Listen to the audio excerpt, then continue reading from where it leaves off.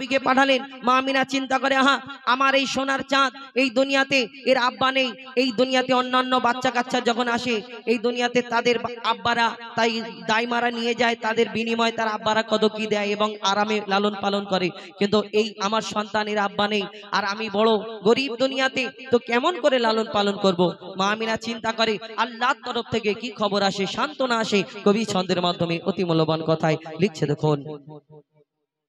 মা আমিনার দোলায় দেখো দোলে মিমের ফুল,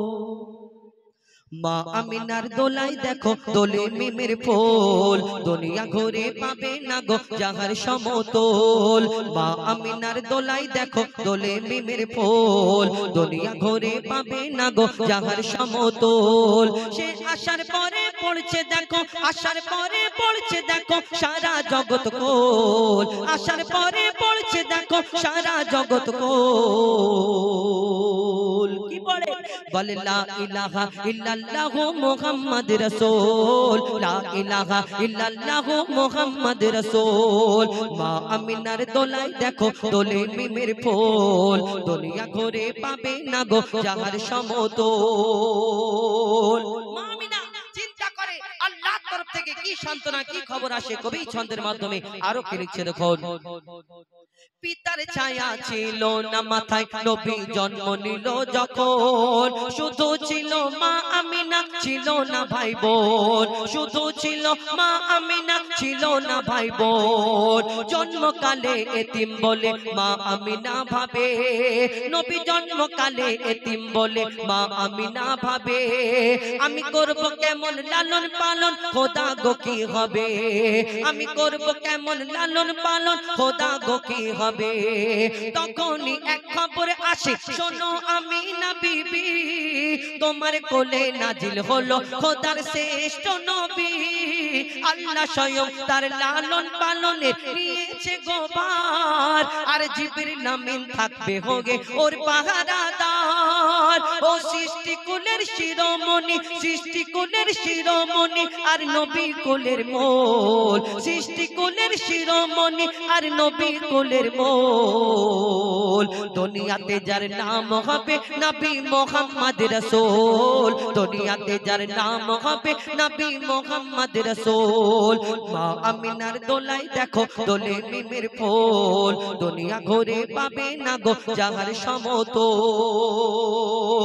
এই বিনা দানার খেজুর, এই ঘটনা কি? একদিন আমার নবীকে এক ইহুদি এসে প্রশ্ন করলো, বলো বলো মুহাম্মদ, দুনিয়াতে তুমি এই শেষ নবী বলে, মুহাম্মদ শেষ নবী বলে প্রচার করছো, আমি কেমন করে তোমাকে নবী বলে মানবো? কেন?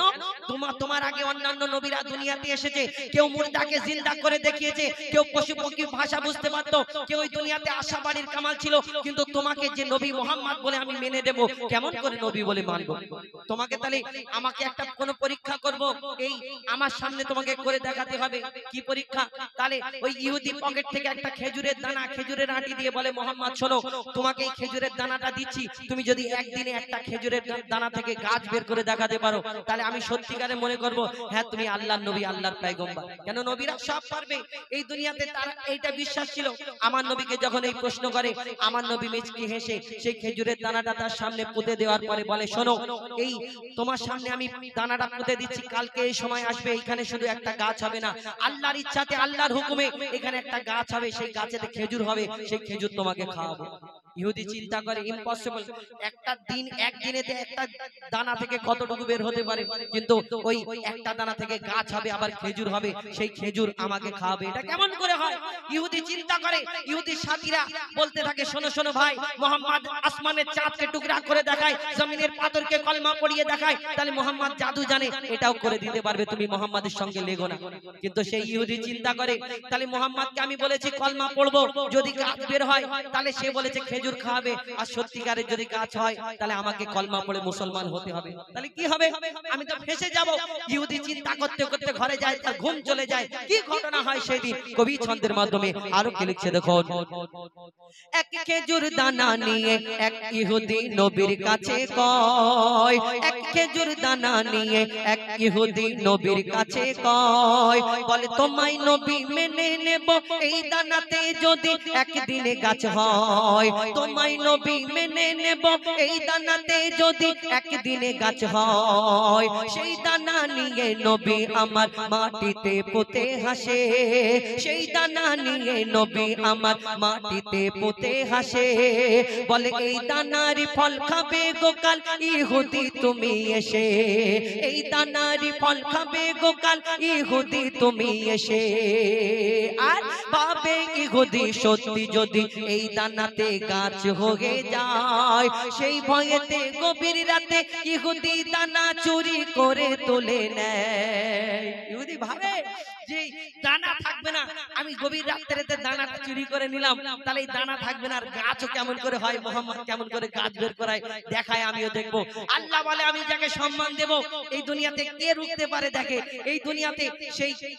রাত্রিতে সেই গভীর রাত্রে গিয়ে খেজুরের দানা চুরি করে ইহুদি খুব মজায় বাড়ি যাচ্ছে লোকজনকে জড়ো করছে শোনো শোনো মোহাম্মদকে কালকে বেইজ্জত করব কেন মোহাম্মদের দানা তো আমার পকেটে গাছ কেমন করে হয় দেখাবো কবি ছন্দের মাধ্যমে সেদিন কি ঘটনা হয় আর এই সেদিন কি ঘটনা হয় সেই সম্পর্কে আরো কি লিখছে দেখুন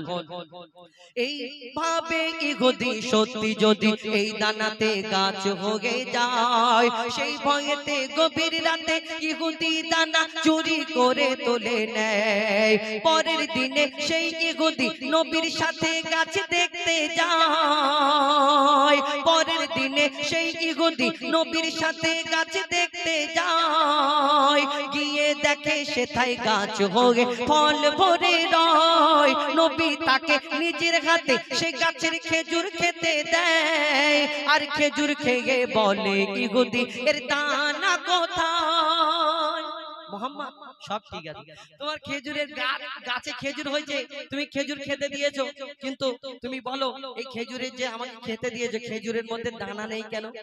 সব খেজুরে আরবের বুকে কয়েক হাজার হাজার লক্ষ লক্ষ খেজুর গাছ আছে সব খেজুরের মধ্যে যদি আটি থাকে দানা থাকে কিন্তু তোমার এই গাছের মধ্যে খেজুর হয়েছে খেজুরের দানা নেই কেন আমার নবী কি উত্তর দেয় কি ঘটনা ঘটে শেষে কবি ছন্দের মাধ্যমে লিখছে দেখুন সেই খেজুর খেয়ে বলে ইহুদি এর দানা কোথায় আর নবী বলে যে গাছের দানা রাতে চুরি হয়ে যায় নবী বলে যে গাছের দানা রাতে চুরি হয়ে যায় সেই বিনা দানার গাছের খেজুরে দানা কি আর হয় ইহুদি তখন স্বীকার করে মোর নবীর কাছে বল আর কি বলে তুমি খোদা সত্যি নবী মুহাম্মদ রাসূল পড়ে নাই লা ইলাহা ইল্লাল্লাহ মুহাম্মদ রাসূল মা আমিনার দোলাই দেখো দোলে মিমের ফুল দুনিয়া ঘুরে পাবে না গো যাহার সমতল মা আমিনার দোলাই দেখো দোলে মিমের ফুল দুনিয়া ঘুরে পাবে না গো যাহার সমতল সে আসার পরে পড়ছে দেখো আসার পরে পড়ছে দেখো সারা জগৎ কোল লা ইলাহা ইল্লাল্লাহ মুহাম্মদ রাসূল লা ইলাহা ইল্লাল্লাহ মুহাম্মদ রাসূল লা ইলাহা ইল্লাল্লাহ মুহাম্মদ রাসূল শুনুন পবিত্র নাথ শরীফ